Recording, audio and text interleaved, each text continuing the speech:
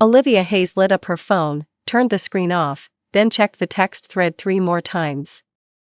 The last message from her husband, Daniel Carter, had come at 4 that afternoon. "We're deploying the new system tonight. I'll be at the office all night. Don't wait up." She had replied, "Hang in there, honey," followed by a hugging emoji. Then she switched to another conversation. A message from Ryan Blake, her so-called male best friend, popped up. "Executive suite is booked. Room 1808. King bed. Huge tub." Olivia bit her lower lip and typed, "Wait for me. I'll come over after I shower." Technically, she wasn't lying. She really did plan to shower first. Whether she did it at home or at the hotel hardly seemed to matter. At 10 that night, she left the apartment carrying a soft lambskin clutch. Under her trench coat she wore a black lace slip dress. Behind her ears, she had sprayed the perfume Daniel had given her for her birthday the year before. When the elevator reached the lobby, she sent Ryan a voice message. "Quit rushing me. I'm on my way." He answered instantly. "The bath is ready, and the champagne is on ice." Olivia laughed and climbed into a cab, her heels clicking against the curb. What she didn't know was that the moment the front door closed behind her, the desktop computer in the study, the one she thought was shut down, suddenly came to life. The home security program opened automatically. 3 live feeds appeared at once: the living room, the hallway outside the bedroom, and the front entry. At his desk downtown, Daniel watched the camera feed on his phone as his wife left with her purse. A coworker handed him a cup of coffee. "You really pulling an all-nighter, Dan?" Daniel took the coffee, sipped it, and smiled faintly. "Yeah. All night." He placed his phone face down on the desk. It kept vibrating. 3 bank alerts appeared in quick succession, each reporting activity on one of their accounts. Only after he finished his coffee did he unlock the phone, glance at the notifications, lock it again, and set it aside. His coworker thought something looked off about him, but didn't dare ask. Olivia used her key card to enter the hotel elevator and pressed the button for the 18th floor. Her reflection stared back from the mirrored wall, full makeup, thick lashes, glossy lips. Everything about the night felt perfect. Daniel was working. Ryan had the room. Tomorrow was Saturday. She didn't have to think about anything. When the elevator doors opened, she walked to suite 1808 and knocked 3 times. Ryan opened the door in a bathrobe, his hair damp, 2 glasses of champagne in his hands. "Took you long enough." He offered her one. Olivia took a sip. "Traffic was awful." "Stop complaining." She stepped onto the plush carpet, shrugged off her trench coat, and tossed it over the sofa. The black lace dress looked almost translucent beneath the warm lights. Ryan leaned against the doorframe and watched her. Daniel didn't suspect anything, did he? "He's at work. System launch. All-nighter." Olivia set her glass on the coffee table and looked back at him. "Did you fill the tub?" "A long time ago. I even scattered rose petals." Ryan walked over and put a hand on her waist. "Have you lost weight?" Olivia slapped his hand away. "I'm showering first." "Behave yourself." She opened the bathroom door. Steam rolled over her. Rose petals floated in the tub, and 2 miniature champagne bottles sat beside it. She bent to test the water and decided everything was exactly right. Then she closed the bathroom door and turned on the faucet. In the living room, Ryan's phone suddenly chimed. It wasn't a call. It was a voice message. Ryan looked at the screen, and his pupils tightened. It was from Daniel. The recording was only 3 seconds long. Ryan hesitated, then tapped play. Daniel's voice was calm, almost amused. "You two shower fast." "I'm almost there." Ryan nearly dropped the phone. He whipped around toward the bathroom. Water was running, and Olivia was still humming to herself. He rushed to the door and raised a hand to knock, but froze halfway and lowered it again. He snatched up his phone and began typing furiously, intending to warn her. After 2 lines, he deleted everything. 3 minutes passed. Then 5. Then 8. The water stopped. Olivia emerged wrapped in a towel, wet hair dripping down her shoulders, her skin flushed pink from the steam. "Why are you standing by the door?" she asked with a smile. Ryan's face was paper white. His mouth opened, but no sound came out. Behind him, the electronic lock at the suite entrance gave a quiet click. Someone had opened it from the hall. Olivia's smile froze. She looked past Ryan's shoulder. Daniel stood in the entryway wearing the charcoal shirt she had ironed for him that morning. In one hand, he carried a manila envelope. He changed into the hotel slippers, as naturally as if he were coming home. Then he entered the living room, glanced at the 2 champagne glasses, and looked at the loose belt on Ryan's bathrobe. At last, his gaze settled on Olivia. Wet hair. A towel. Bare feet on the carpet. Without saying a word, he placed the envelope on the coffee table, removed a document from inside his coat, and slowly unfolded it. It was a printed marital settlement agreement. Daniel looked past both of them toward the sofa and said, "Don't let me interrupt. I'll leave as soon as I sign." Olivia nearly lost her grip on the towel. "Daniel, let me explain." Olivia stepped forward, the edge of the towel brushing her calves. He didn't look up. He took a fountain pen from his jacket, uncapped it, and signed the final page of the agreement. The nib scratched softly across the paper. Ryan remained by the bathroom door, the belt of his robe hanging loose.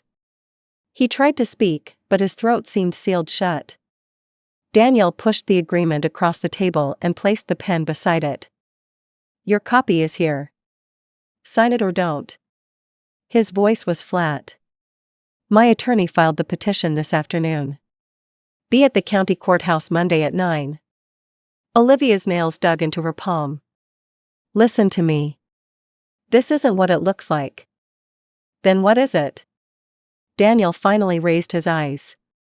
His gaze traveled from her wet hair to the droplets on her collarbone, then to Ryan's open robe, and finally to the 2 champagne glasses marked by their lips. "System launch," Daniel said with a small smile. "All-nighter." He repeated the words as though testing their flavor. "I asked the operations team to cover for me for 2 hours. The cab ride took 40 minutes.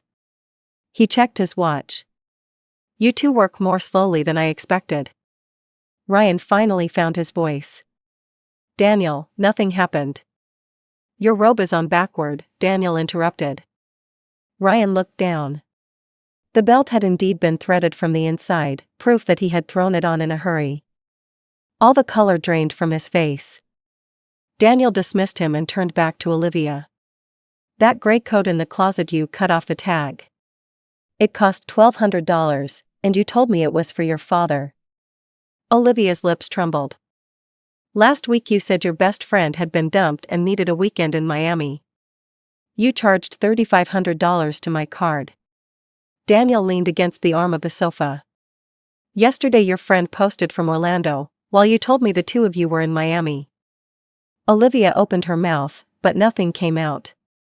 "Last month you said your company retreat required a $250 hotel fee." Daniel took another sheet from the envelope, a printed bank statement.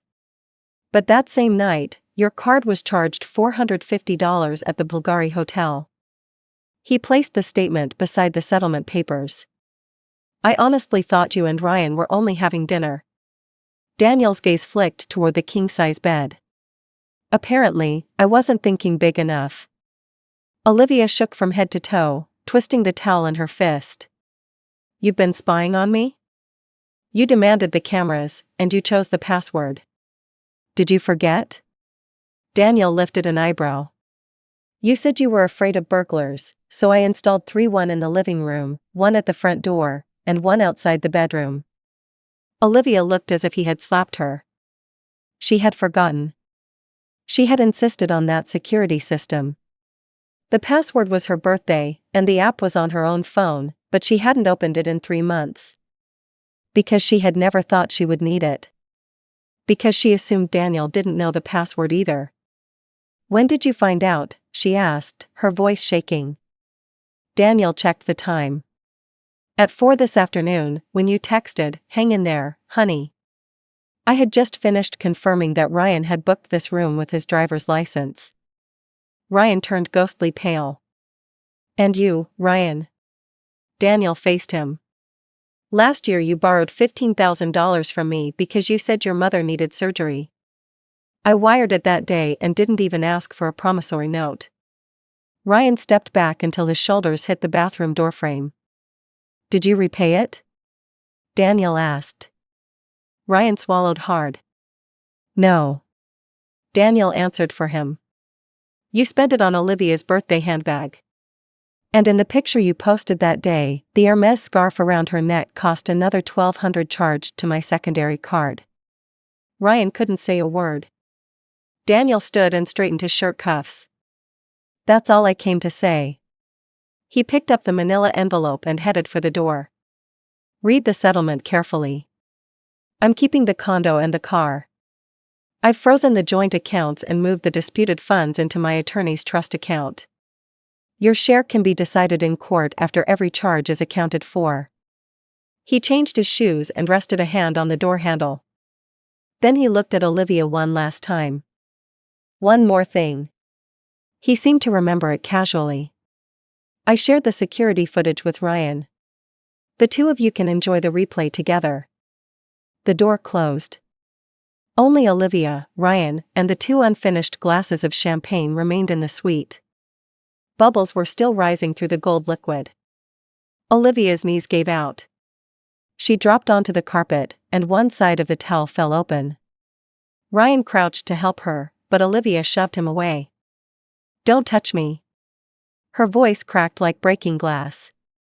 His hand froze in midair. The sleeve of his robe slipped back, revealing the Longines watch Daniel had given him as a promotion gift the year before. Olivia stared at the watch, nausea rolling through her stomach. "He knows everything?" she whispered. "How long has he known?" Ryan didn't answer. He went to the sofa, picked up his phone, and unlocked it. Daniel's thread was still at the top of his messages. Beneath the 3-second recording was another message sent 5 minutes earlier. It contained a link. Ryan opened it. A live security feed filled the screen. There he was, facing the bathroom as Olivia stepped out with wet hair, a towel, and a smile.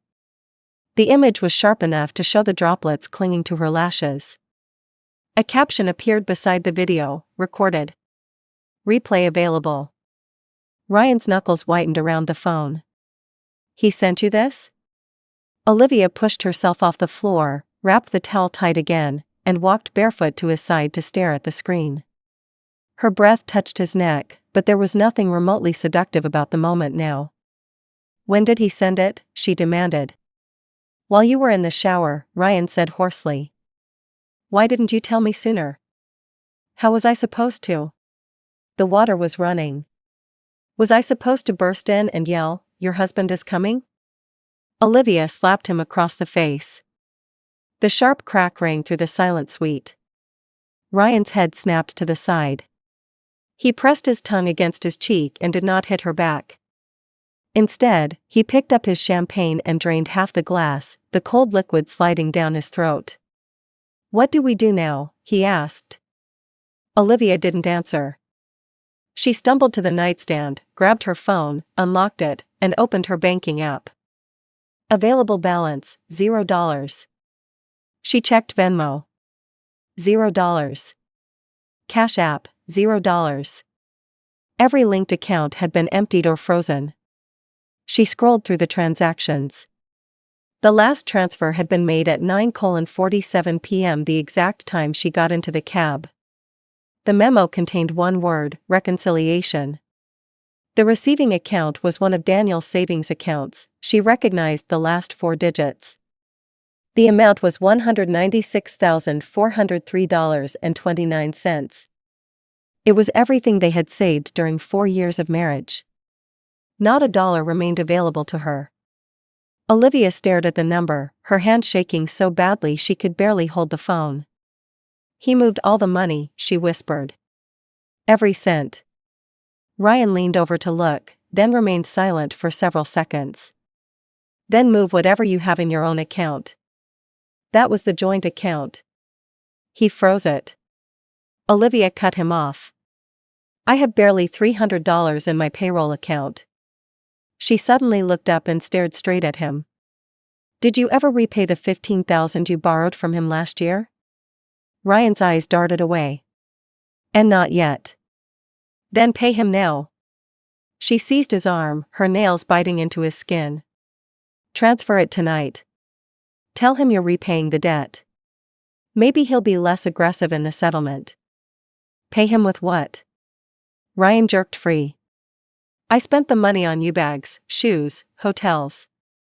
You think I paid cash for everything? I still owe almost $7,000 on my credit cards. Olivia went still. You said your family sold land to a developer and got 3 condos, she said. Ryan avoided her eyes. I made that up. The confession landed like ice dropped into a crystal glass. Olivia stepped backward, hit the edge of the bed, and collapsed onto the mattress. The towel loosened again, but neither of them cared. You made it up, she repeated. You said your family received almost $500,000. You said you owned a paid-off condo downtown. I was trying to impress you, Ryan snapped, raking a hand through his hair. Daniel had just bought a place with a 30-year mortgage. If I'd told you I didn't own anything, would you have looked twice at me? Olivia's lips moved, but no words came. Then another memory surfaced. She had known Ryan for 3 years and called him her best friend, but they had crossed the line only the year before. The first time had been in the studio apartment he rented. He told her his wife was traveling for work and he had the place to himself. Olivia believed him. Later he claimed he was divorced, that his ex-wife had taken everything, and that money was temporarily tight. She believed that too. She had even told herself that Daniel spent every day working late, traveling, and staring at screens, while Ryan at least ate with her, listened to her, and kept her company and more. You never got divorced, did you? Olivia stared into Ryan's eyes. He was silent for 5 seconds. I did, he said quietly. Last year. But she got the house. The apartment I live in now is rented. How much is the rent? $1,800 a month. Olivia began to laugh. Then tears spilled down her face. $1,800. The fake company retreat fee and the charge at the luxury hotel together came to almost exactly that amount. Enough to cover 1 month of Ryan's rent. Suddenly, the last 4 years of her life felt like a cruel joke. Ryan crouched beside the bed, still holding the champagne glass. Condensation slid down the bowl and darkened the carpet 1 drop at a time. Stop crying. I'll call some friends and raise enough to pay Daniel back. Raise it from whom? Olivia looked up, mascara smeared beneath her eyes. Your friends can't even lend you $50. Ryan said nothing. Because she was right. Olivia knew his circle, bar buddies and party friends who split every appetizer and argued over the tip. None of them had money. Daniel was different. Every payday, Daniel paid the mortgage first. He divided what remained into 3 parts: savings, household expenses for Olivia, and his own food and commuting costs. Olivia used to call him cheap. She complained that he lived like a machine. Now, sitting half-wrapped in a towel on a hotel bed with a zero balance glowing on her phone, she realized the machine had been the only adult in their marriage. I'm calling him. Olivia grabbed her phone and found Daniel's number with trembling fingers. She dialed. 1 ring. 2. 3. He declined the call. She tried again. This time it went straight to voicemail. He had blocked her. Olivia stared at the screen, a chill crawling along the back of her neck as though cold air were pouring through the loose towel. Ryan rose, went to the window, and yanked open the heavy blackout curtains. From the 18th floor, the city glittered below them. Neon signs lined the avenue, and traffic crawled like a stream of red and white lights. He glanced back. He said he left the settlement agreement on the table. Olivia turned toward the coffee table. The document still lay open, the fountain pen beside it, its cap not even replaced. She crossed the carpet barefoot and picked it up. 3 pages. Every term was spelled out. The condo, purchased during the marriage, but the down payment had come from Daniel's parents and every mortgage payment from his earnings. Daniel proposed keeping it, subject to formal appraisal and credit for Olivia's legally recognized share. The car, purchased by Daniel before the marriage and therefore his separate property. The accounts, all joint cash, investments, and mutual funds would remain frozen in the attorney trust account until the court traced contributions and marital spending. An itemized ledger was attached. Olivia turned to the last page. Daniel's signature was already there, neat and decisive. Beside it, he had written, Monday 9 a.m. County Courthouse. I won't wait past 9. She set the agreement down and braced both hands against the coffee table. He's ruthless, she murmured. Ryan came up behind her and laid a hand on her shoulder. This time, Olivia did not pull away. You should sign it, he said. The faster this ends, the better. Dragging it out won't help you. Olivia spun around and looked up at him. You want me to sign? What else are you going to do? Fight him in court? Lawyers cost money. Do you have any left? The question silenced her. She truly had no accessible money. She had never tracked her spending because Daniel always covered the gaps. When the monthly credit card statement arrived, he would frown and ask, How did you spend this much? Then he would pay it on time anyway. She had assumed that was simply what he was supposed to do. Now a deeper chill ran down her spine. Ryan, she said abruptly. What? If I sign, I lose the condo and the money. Where am I supposed to live? His hand slipped from her shoulder. My apartment. He paused. It's a studio. Olivia studied his face. You said you loved me. You said that once I left Daniel, you'd take me away. Ryan's gaze shifted. He swallowed. I meant, when I had more money. When will that be? I am looking for work. I should start at a new company next month. What will they pay you? About $55,000 a year. Olivia laughed. $55,000. Some of her dresses cost more than a month of that salary. At last, she understood. The man she had imagined as her safety net and escape route was nothing but an empty shell. Daniel's mortgage payment was nearly $3,000 a month. The amount he saved faithfully every month had grown to almost $200,000 in 4 years. The secondary card he gave Olivia carried a $7,000 limit. She had never exceeded it, but she had never restrained herself either. Ryan could barely manage $1,800 in rent. Her phone vibrated again. A new email had arrived. Sender, Daniel Carter. Subject, forgot to attach this. The attachment was a video labeled May 21, 2023 Suite 1808. Olivia couldn't bring herself to open it. She didn't have to. She knew what it contained. She sat motionless on the carpet as the phone slipped onto her thigh, the screen still glowing. Ryan bent to pick it up, and she kicked his hand away. Get out, she said. He stood there in the open bathrobe, humiliated and disheveled. An ambulance raced along the street below. Red and blue lights flickered across the ceiling. Olivia drew her knees to her chest and buried her face in her arms. The towel fell completely away, but she did not notice. She was thinking about something else. Daniel had said, Don't let me interrupt. I'll leave as soon as I sign. He had not even raised his voice. His hand had not trembled once as he signed the papers on the sofa. He hadn't discovered the truth tonight. He had known for a long time. He had waited for her to destroy every escape route with her own choices. Then, at the perfect moment, he opened the door and placed the signed agreement on the table.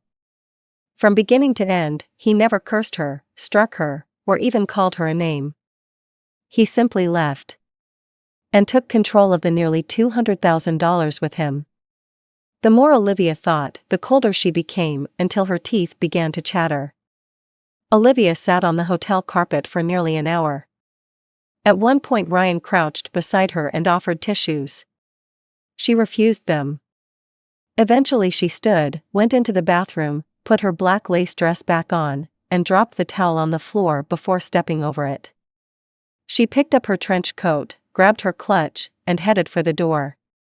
Ryan followed her 2 steps. "Where are you going?" "Home." "Which home?" Olivia paused but did not turn around. She opened the door and left. The hallway was unnervingly quiet, the carpet so thick her footsteps made no sound. She took the elevator down and hailed a cab. The driver glanced at her several times in the rearview mirror, probably wondering why a woman in a slip dress with ruined makeup was riding alone after midnight. For a while, she said nothing. Then she gave him her home address. The condo where she and Daniel had lived for 4 years, the place where they had chosen the sofa, curtains, and dining table together, where he had installed the coat hooks by hand. When the cab arrived, she used her building fob and took the elevator upstairs. She watched the floor numbers change, her palms slick with sweat. At the apartment door, she took out her key, inserted it, and tried to turn it. The lock had been changed. She stood there in disbelief, then pounded on the door. "Daniel! Daniel, open the door!" No one answered. She struck it again with her fists, making the security door boom through the corridor. A neighbor's dog barked twice. She reached for her phone to message Daniel and discovered he had blocked her there too. She searched her contacts for his second number, the line he used for work. Then she called. He answered after one ring. "Hello." Daniel sounded almost sleepy. "You changed the locks?" Olivia's voice was sharp and shaking. "Yes. About an hour ago." Wind rustled in the background, suggesting he was outside. "The locksmith did good work, so I tipped him $20. Let me in. The condo is in my name, and my lawyer advised me to secure it after tonight." His tone remained calm. "You'll receive supervised access to collect your personal belongings. But not tonight." "Where am I supposed to sleep?" "Your best friend booked a king suite, didn't he?" Daniel gave a humorless laugh. "He extended it through tomorrow. Don't waste the room." Olivia gripped the phone until her fingers blanched. "Do you have to be this cruel?" "I'm cruel?" The faint amusement vanished from Daniel's voice. "For 4 years I paid the secondary card you carried. $1,200 for a scarf. $900 for shoes. $1,800 for skin care. Did I ever refuse you? Did you honestly think your salary paid for that closet?" Olivia said nothing. "When your father was hospitalized last year, I stayed there for 3 days and nights. Your mother wanted soup from a place across town, and I drove 50 miles round trip to get it." His voice hardened. "Where were you?" "At karaoke with Ryan, posting, finally, Room to Breathe." Olivia remembered the post. She had deleted it less than 10 minutes later. She assumed Daniel never saw it. "You came home after midnight. I told you to shower and rest." Daniel continued, "You called me a nag and said I sounded like your father." Olivia leaned against the steel door and slowly slid down until she was sitting on the welcome mat. When did you know?" "Take a guess." He paused. "On your birthday last year, you said you were working late. I stood outside your office for 2 hours with a cake. One of your coworkers finally told me you had left hours earlier." Olivia closed her eyes, her scalp prickling. That night, she and Ryan had gone out for sushi. She later claimed it was a company dinner. Daniel had warmed a glass of milk for her when she came home. "I put the cake in the refrigerator," he said quietly. "You never asked about it the next day. You don't eat anything from the refrigerator unless someone puts it in front of you, so you never knew it was there." Olivia tried to speak, but her throat felt packed with cotton. I knew about everything after that, Daniel said. I was waiting to see whether it was one terrible mistake or whether you truly believed I was an idiot. You chose the second option. He cut off her excuse.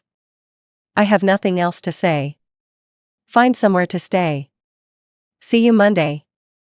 The call ended. Olivia rested the phone on her knees and pressed her forehead against the cold door. The motion-activated hallway light went dark. She remained there for a long time. Then she got up and knocked on the neighbor's door. A middle-aged woman opened it a crack. When she recognized Olivia, uncertainty crossed her face. Liv? It's awfully late. I left my key inside. Could I cross from your balcony to mine? The woman glanced toward Olivia's newly changed lock. Daniel was here earlier with a locksmith. I know. Then why? He had to leave town. Olivia forced a smile. My key is inside. I only need to climb across the balconies. After 2 seconds of hesitation, the neighbor opened the door. Olivia climbed over from the neighboring balcony, stepped onto the outside air conditioning unit, and entered through the bedroom window. The bedroom was dark, the bed perfectly made. 2 small boxes sat on the nightstand. She crossed the room and picked them up. One held the Gucci tie clip she had given Daniel for Valentine's Day the year before, purchased with his own secondary card for about $550. The other contained the platinum and diamond studs she had worn at their wedding, the earrings he had given her when he proposed. A note lay beneath the 2 boxes. It contained only 3 words, "Return to owner." Olivia clenched the earrings, her knuckles whitening as strength drained from her body. She crossed the bedroom carpet into the living room. The settlement agreement was still on the coffee table. But a manila envelope had been added beside it, containing $400 in cash. On the back, Daniel had written, "For another night at the hotel. My final gift." Holding the cash, Olivia sank onto the sofa and stared at the agreement bearing his signature. The bank alert still hung in her notification bar, account transfer, minus $196,403.29. The refrigerator's hum was the only sound in the room. She suddenly remembered the day they moved into the condo 4 years earlier. Daniel planted mint in a pot on the balcony. Olivia disliked the smell and said it was too sharp. He planted it anyway. We can put it in iced water during the summer, he said. Then you won't buy so many bottled drinks. She called him cheap, fussy, and obsessed with pennies. Eventually, the mint died. She had never watered it. When Daniel returned from a business trip and found it withered, he said nothing. He pulled it up by the roots and threw it away. That evening he made noodles, slicing the scallions thin and placing a fried egg in the bottom of her bowl. Olivia took one bite, complained that it was bland, and poured in half a bottle of vinegar. He looked at her, smiled faintly, and said nothing. Now she sat in the empty living room with nothing on the table but divorce papers, $400, a pair of earrings, and a tie clip. Half a carton of milk, purchased the day before, remained in the refrigerator. When she opened the door, she found a sealed container of sliced watermelon beside it. A sticky note on the lid read, "It's been chilled. Don't eat too much." Olivia had written it before leaving the night before. She had left the fruit for Daniel. She knew she would not be coming home and worried he might return hungry after working late. But Daniel had come home. He had sat on the sofa and watched her step out of another man's bathroom, witnessing the scene she thought would remain hidden forever. Then he stood, changed his shoes, opened the door, and left. Olivia stared at the sticky note, then abruptly threw the entire container into the trash. She spent the night on the sofa. Calling it sleep was generous. Every 30 minutes she jolted awake, checked her phone, found no new message, and closed her eyes again. A little after 5, as dawn began to gray the windows, she sat up with pain in every joint. She texted Ryan, "Are you awake?" 10 minutes later, he replied, "Yes." "Will you do something for me?" "What?" Go through the money I've spent on you over the last few years and pay me back. I don't have anything left. Ryan remained silent for nearly 10 minutes. Then he wrote, I told you last night. I don't have the money. Olivia stared at the message, typed several angry sentences, and deleted all of them. In the end, she replied with one word, okay. She tossed the phone onto the sofa and went to wash her face. In the mirror, smeared mascara made her look as though she had been punched in both eyes. Her lips were cracked, and 2 stress pimples had appeared on her forehead. She brushed her teeth with Daniel's toothbrush and used his mint toothpaste. She had always complained that its flavor was too strong. Now her entire mouth felt cold. At 8 in the morning, someone knocked. Through the peephole, she saw a technician in work clothes carrying a toolbox. Mr. Carter asked me to remove the security cameras, the man said. Olivia opened the door. The technician came in, climbed a ladder, removed all 3 cameras, packed them in a box, and carried them away. Before leaving, he handed her a work order. Please sign here. She signed it. The man left, and the door closed. The hallway outside the peephole was empty. With the cameras gone, the apartment somehow felt even colder. She returned to the bedroom and opened the closet. Half of it was bare. Daniel had removed all his clothes. His shelves were empty, and even the unused hangers had been stacked neatly on the floor. She opened the drawer where he kept socks and underwear. Only a few folded paper bags remained. An envelope lay at the very back. She opened it. Inside was a printed spreadsheet titled Olivia Hayes Expense Summary. She turned the pages. Every purchase made on the secondary card was listed by date, location, amount, and merchant. A total appeared at the end. Total spending, $58,376. Beneath it, Daniel had written, approximately $24,300 was spent jointly with Ryan Blake, including hotels, meals, and gifts. His signature appeared at the bottom. His accounting was more detailed than anything prepared by a corporate finance department. Olivia crushed the paper in her fist, held it for a moment, and then slowly released it. She smoothed the pages, folded them, and returned them to the envelope. Then she took out her phone and began calling people. First she called 3 close friends. 2 did not answer. The third said, Liv, I'm in a meeting, and hung up almost immediately. Next she called a coworker she considered friendly. Something terrible happened. Can you lend me some money? The woman asked how much. $3,000.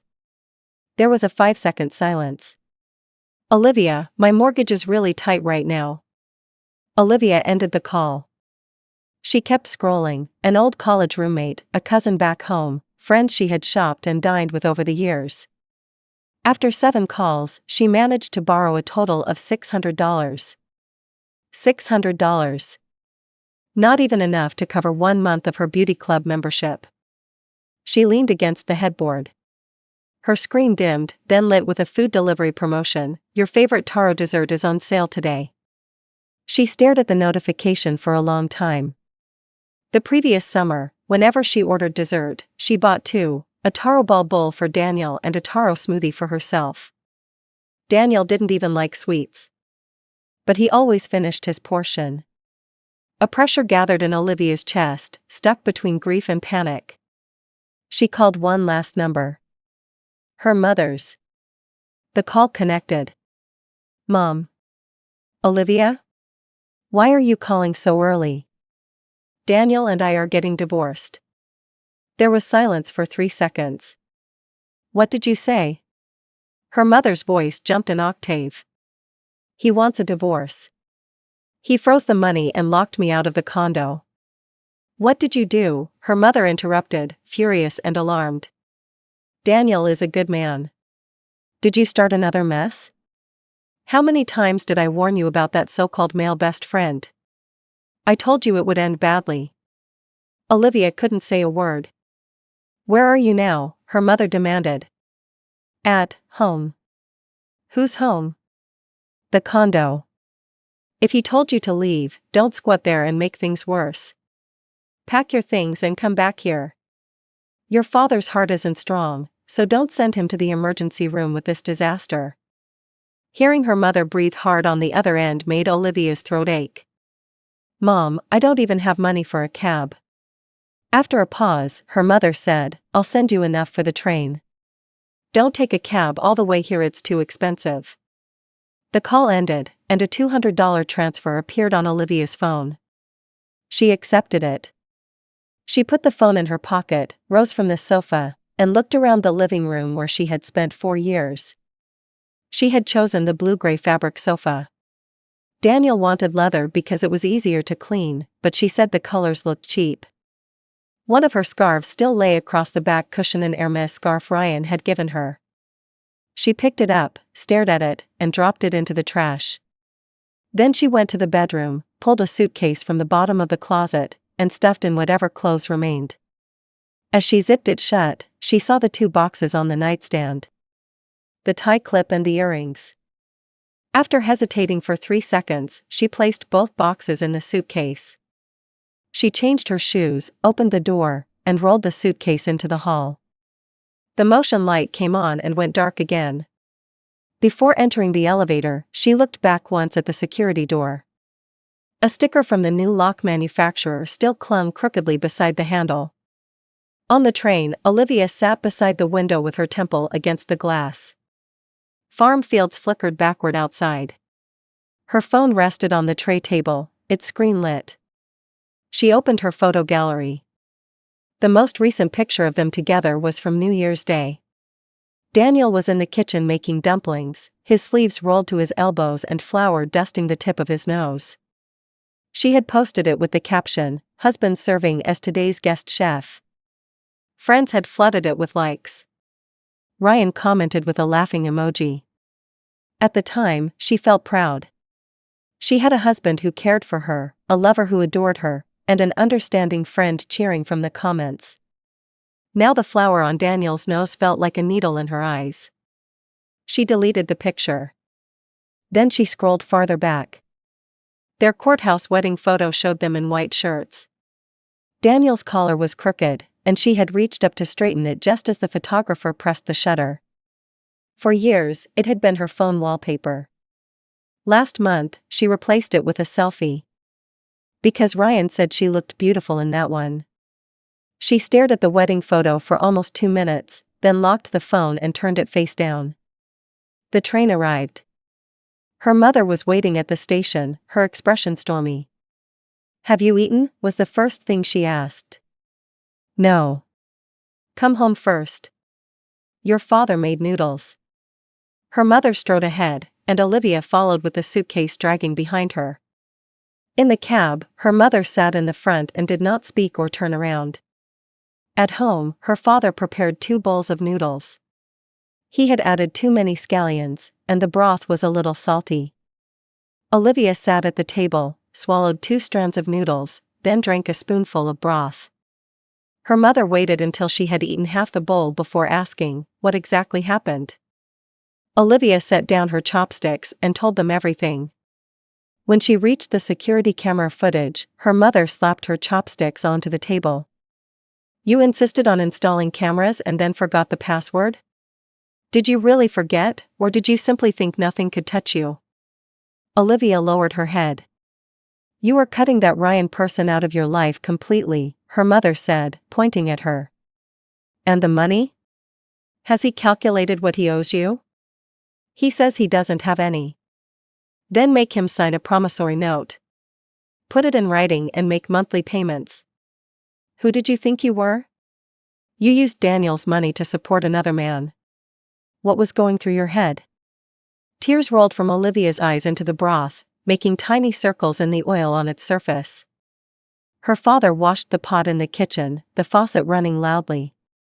"He did not come out." "Daniel wants you at his lawyer's office Monday?" her mother asked. "Yes." "Then go." Her mother inhaled deeply. His parents supplied the down payment, and he paid the mortgage. You may have a legal claim, but after the spending records and reimbursements, don't expect the condo. Most of the savings came from his income, and you spent nearly $60,000. He could pursue reimbursement for marital waste. Olivia looked up. Don't look at me like that. Her mother turned away. Your father and I have been poor our whole lives, but we never betrayed anyone. Daniel has evidence, and you signed nothing under duress. What are you going to do, fight in court? You can't even pay a retainer. Olivia covered her face with both hands. Her mother stood, took away the bowl, and placed it in the kitchen sink. The water began running again. Olivia heard her parents whispering in the kitchen, but their voices were too low for her to make out the words. When her father returned, he handed her a glass of water. Drink something. Olivia accepted it. The glass was warm in her hands. Dad, do you think I should accept the settlement? He remained silent for a while, then sat across from her. Daniel and I drank together twice, he said slowly. The first time was at your wedding. He got tipsy, held my hand, and said, I promise I'll take care of Olivia. The second time was your birthday last year. He came here alone after going to your office with a cake because you told him you were working late. Olivia's hand trembled. He came back very late that night, her father continued. He sat outside and smoked 2 cigarettes before coming upstairs. I asked what was wrong. He said nothing. Olivia remembered that birthday. She had indeed been working late at a sushi restaurant with Ryan. Daniel called to ask when she would be done. She told him, it'll be late. Go to sleep. After hanging up, she complained that he was annoying. He never told me what happened, her father sighed. When you finally arrived, he smiled and wished you happy birthday. I learned the truth only later from the building camera. Your mother had insisted on that one too. Daniel sat outside with the cake for more than an hour. Olivia cried harder, soaking tissue after tissue. Accept the settlement, her father said. Sometimes a person has to admit when she has lost. Olivia placed the glass on the table, its base touching the wood with a soft click. She pulled the settlement agreement from her bag. Do you have a pen? Her father retrieved a black pen from the television cabinet and handed it to her. She uncapped it, turned to the final page, and signed her name beside Daniel's, forming each letter carefully. The signature tilted unevenly. She capped the pen, folded the agreement, and returned it to her bag. I'll go with you Monday, her father said. Olivia nodded, went to her old bedroom, closed the door, and propped the suitcase against the wall. She sat on the bed and took out her phone. The final message in Ryan's thread was her okay. He had never replied. She stared at it for 10 seconds, opened the contact settings, blocked him, and deleted the conversation. Then she scrolled through her contacts and found Daniel. Because he had blocked her, every message displayed a red delivery failure icon. She deleted his number from her contacts. Her finger hovered above the screen for 2 seconds. Then she threw the phone onto the mattress and collapsed beside it. The old ceiling light had a crack through its glass shade. With her eyes closed, she heard her mother on the phone in the next room. Her voice was low, but fragments carried through the wall. Yes, divorced, what can we do? She brought it on herself. Olivia buried her face in the pillow, which smelled faintly of cedar moth blocks. She suddenly remembered Daniel's scent. Lemon fabric softener, the one she had chosen. She would never smell it on him again. She rolled toward the wall, shoulders shaking. On Monday morning, Olivia and her father arrived early at the family law office where Daniel's attorney had scheduled the signing. Daniel was already waiting outside in a blue-gray polo shirt, his hair freshly cut, looking rested and clear-eyed. He held his identification and a folder of court documents. When he saw Olivia and her father, he nodded. Good morning, Mr. Hayes. Her father cleared his throat. Daniel. The three of them went inside together. The process was faster than Olivia expected. They reviewed the disclosures, initialed the revisions, signed the joint petition, and notarized the settlement in less than 40 minutes. The attorney gave each of them a stamped copy and explained that the judge would issue the final decree electronically after the mandatory review period. Olivia's fingertips were cold when she accepted her copy. Daniel placed his documents in the canvas bag he carried. "Did you finish collecting your belongings?" he asked. "Yes." "All right. I'll reset the lock codes tonight." After a pause, he added, "I left your packages with the concierge. A few contain unopened cosmetics. Pick them up yourself." Olivia answered without lifting her head. Her father stood beside her and said nothing. They walked out into harsh white sunlight, and Olivia narrowed her eyes. Daniel checked the time on his phone and looked at her. "Is there anything else?" Olivia opened her mouth, but something seemed lodged in her throat. Her father answered for her. "No. You both have things to do." Daniel nodded and turned toward the parking lot. After he had taken several steps, Olivia called, "Daniel." He turned around. "That night, how did you know Ryan and I were at that hotel?" Daniel thought for 2 seconds, his expression unchanged. "He posted it." Olivia froze.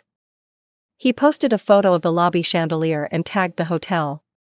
Part of you was visible in the frame, your coat sleeve and that clutch." Daniel's tone was matter-of-fact. "He posted it before you called me. He must have forgotten to hide it from me." Olivia's face went white.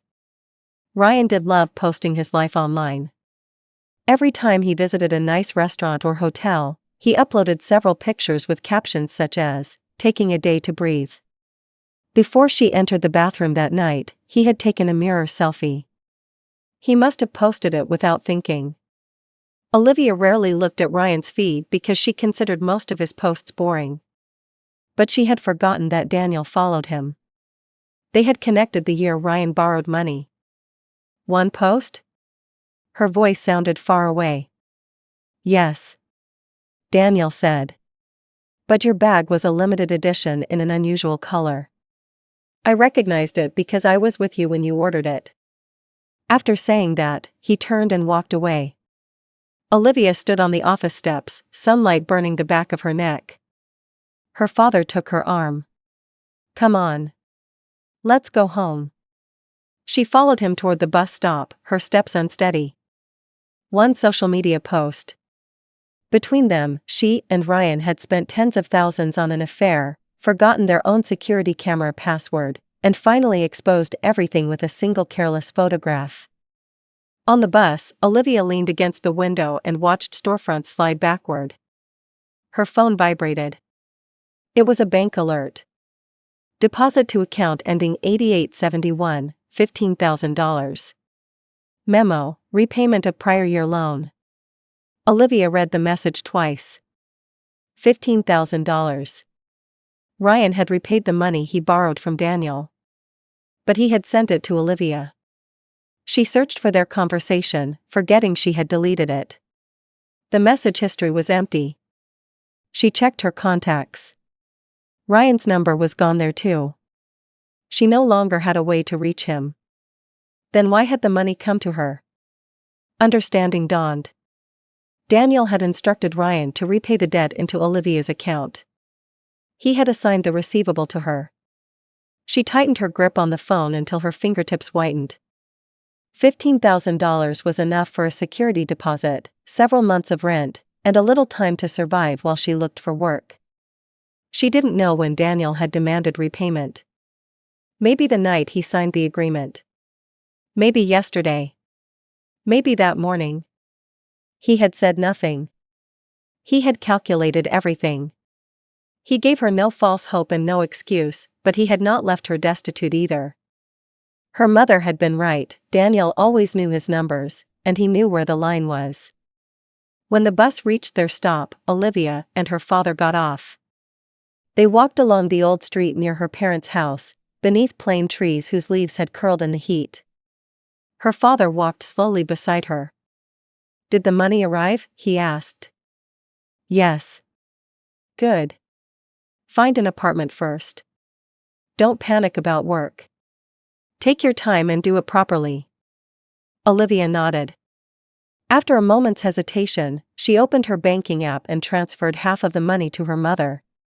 Then she texted, "Mom, keep this $7,500. I'm sorry for the way I've lived."